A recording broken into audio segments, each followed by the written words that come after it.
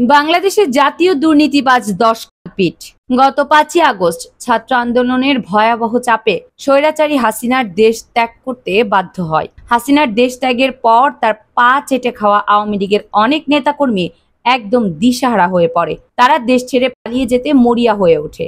এরই মধ্যে অনেকে পালিয়ে গিয়েছে, আবার অনেক হেভিওয়েট নেতাকর্মী গ্রেপ্তার হয়েছে। হাসিনার পদত্যাগের পর এসব নেতাকর্মীদের ভয়ানক আমলনামা আমাদের হাতে আসতে থাকে। এসব নেতাকর্মীরা হাসিনার শাসনামলে দেশে কি পরিমাণ দুর্নীতি করেছে সেগুলো এখন সবারই জানা। তবে আজকে আমরা হাসিনার এমন জঘন্য দুর্নীতিবাজ কালপিটের মুখোশ উন্মোচন করতে যাচ্ছি যারা ছিল হাসিনার সবচেয়ে কাছের গোলাম। হাসিনা যাদের কথায় উঠবস করত এবং হাসিনা যাদের কথায় কোটা সংস্কার আন্দোলনে ছাত্রদের উপর ঝাঁপিয়ে পড়েছিল। তাছাড়া এই ১০ জন নেতাকর্মীদের ছাড়া আর কারো কথা শুনতো না এ রক্তচোষা হাসিনা। সম্প্রতি আওয়ামী লীগের এই দুর্নীতিবাজদের ব্যক্তিকে রিমান্ডে নেওয়ার পর উঠে আসে এসব ভয়ানক তথ্য। চলুন তবে দেখে আসি আওয়ামী লীগের শীর্ষ ১০ দুর্নীতিবাজ দালালদের, যারা বর্তমানে রিমান্ডে থেকে ভয়ানক সব তথ্য ফাঁস করে যাচ্ছেন। আমাদের তালিকায় প্রথমেই আওয়ামী লীগের যে চাটুকার দালাল রয়েছেন, তিনি হলেন বাংলাদেশের মানুষের কাছে সবচেয়ে জঘন্য ঘৃণ্য এক অমানুষ জনাব ওবায়দুল কাদের সাহেব। আওয়ামী লীগের আত্মগোপনে থাকায় কয়েকজন শীর্ষ নেতাকর্মীদের সম্প্রতি একটা ইন্টারভিউ নিয়েছে ভারতের গণমাধ্যম এক্সপ্রেসওয়ে, যেখানে উঠে আসে ভয়ানক কিছু তথ্য। সেই ইন্টারভিউতে উল্লেখ করা ছিল শেখ হাসিনার পদত্যাগ এবং তার দেশ ছেড়ে পালিয়ে যাওয়ার মতো এমন অবস্থা তৈরি করেছে এমন কয়েকজন নেতাকর্মীদের তালিকায় ওবায়দুল কাদের ছিলেন অন্যতম একজন। এই ওবায়দুল কাদের ছিলেন আওয়ামী লীগের একজন কুখ্যাত কালপিট, যার কুপরামর্শে হাসিনা ছাত্রদের সাথে সমঝোতায় যাননি। তাছাড়া এই ওবায়দুল কাদের ছিলেন একজন অহংকারী মানুষ, যিনি তার দলের ক্ষমতার দাপটে সবকিছু ভুলে গিয়ে নরপশুতে পরিণত হয়েছিল। সম্প্রতি ভারতের এক সংবাদ মাধ্যমের ভিত্তিতে এইসব তথ্য উঠে আসে। আমাদের আজকের তালিকার দ্বিতীয় যিনি রয়েছেন, তিনি হলেন সাবেক স্বরাষ্ট্রমন্ত্রী আসাদুজ্জামান খান কামাল। ইন্ডিয়ান এক্সপ্রেস ওয়ের প্রতিবেদনে বলা হয়, হাসিনা ক্ষমতায় থাকা অবস্থায় সবচেয়ে বেশি যার কথায় উঠা বসা করত তিনি হলেন আওয়ামী লীগের শীর্ষ চাঁদাবাজ দুর্নীতিবাজ আসাদুজ্জামান খান কামাল। কোটা সংস্কার আন্দোলনের শুরুতে হাসিনা এই কামালের কথায় তার রায় পরিবর্তন করে ফেলেন এবং ছাত্রদের বিপক্ষে চলে যান। শুধু ছাত্রদের বিপক্ষেই না, আন্দোলনে ছাত্রদের উপর গুলি চালানোর মতো জঘন্য কাজের পক্ষে যায় হাসিনা, যা সবই করেছে পেটুক আসাদুজ্জামান খান কামাল। আসাদুজ্জামান খান কামাল ছিল আওয়ামী লীগের সবচেয়ে জঘন্য এক চাটুকার, যিনি হাসিনাকে মিষ্টি কথা বলে সবকিছু ঘোলাটে করে দিত। এরপর হাসিনা তাদের কথায় যেভাবে ইচ্ছা সেভাবে নাচতেন। আমাদের আজকের তালিকার তৃতীয় যে কালপিট রয়েছেন, তিনি হলেন হাসিনার ছেলে সজীব অজের জয়।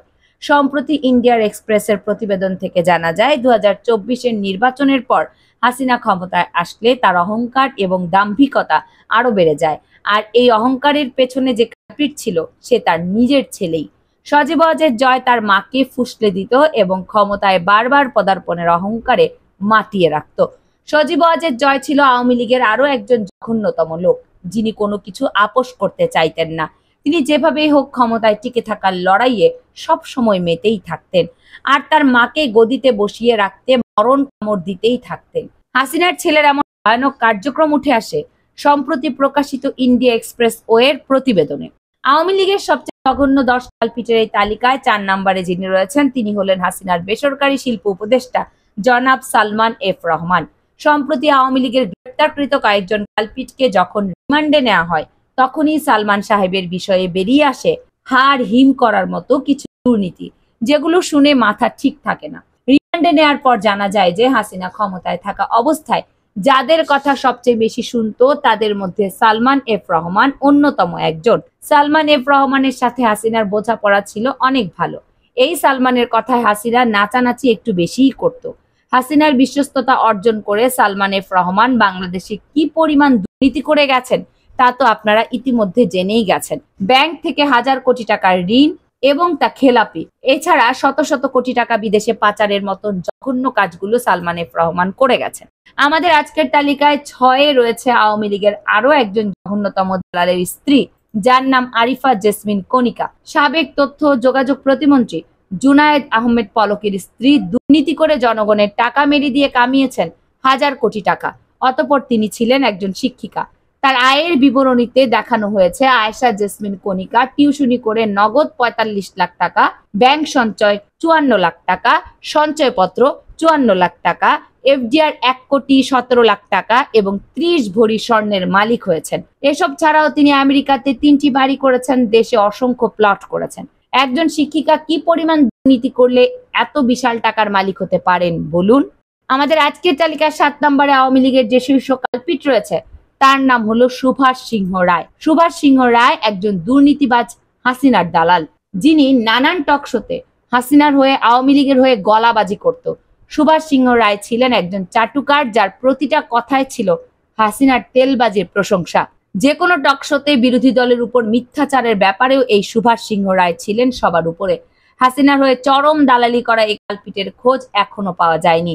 দেশের কোথাও তিনি আত্মগোপনে রয়েছেন।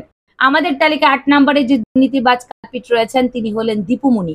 হাসিনা ক্ষমতায় থাকা অবস্থায় এই দীপু মনি ছিলেন সমাজ কল্যাণ মন্ত্রী ও আওয়ামী লীগের যুগ্ম সাধারণ সম্পাদক পদে। এসব পদে থেকে তিনি চরম দুর্নীতি করে গেছেন দেশের মানুষের সাথে।